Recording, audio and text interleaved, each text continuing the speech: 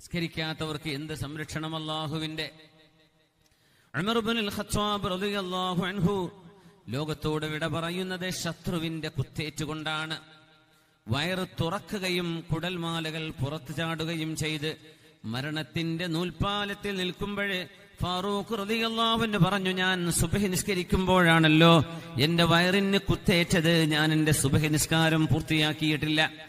അസ്സലാഹ് അല്ലാഹ അല്ലാഹ ഫിസ്സലാഹ്, 5 നേരം നിർബന്ധമായും, ഏറെ എത്രയുമാവാം, 5 നേരം നിർബന്ധമായും അള്ളാഹുവിനോട് വണങ്ങേണ്ട ആ നിസ്കാരത്തിൽ സുബ്ഹി നിസ്കാരം എനിക്ക് പൂർത്തിയാക്കാൻ കഴിഞ്ഞിട്ടില്ലല്ലോ, എനിക്കതിന് വുളു എടുത്തു തരൂ എന്ന് പറയുന്നത് വയറ് തുറന്ന് കുടൽമാലകൾ പുറത്തു ചാടി നിൽക്കുന്ന സമയത്ത്.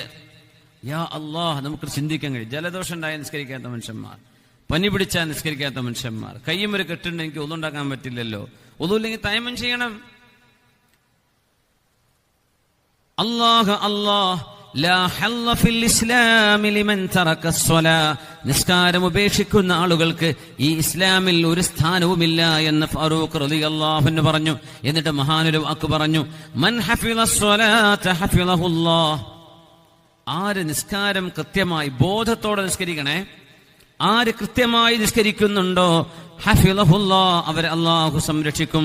വമൻ ളയ്യഅ അസ്സലാത ളയ്യഅഹുല്ലാഹ്, ആര് നിസ്കാരം നഷ്ടപ്പെടുത്തുന്നുവോ അവരെ അല്ലാഹു കൈയൊഴിയും.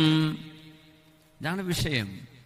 അപ്പൊ നമുക്ക് എപ്പോഴാണ് ആളുകൾ നമ്മളെ കൈയൊഴിയുന്നത്, എപ്പോഴാണ് സഹായം അല്ലാഹു ഇല്ലായ്മ ചെയ്യുന്നത്, ഇതൊക്കെ ഈ ഉമ്മത്തിന് വ്യക്തമായി മുത്തനബി തങ്ങൾ പഠിപ്പിച്ചു തന്നിട്ടുണ്ട് സ്വല്ലല്ലാഹു അലൈഹി വസല്ലം.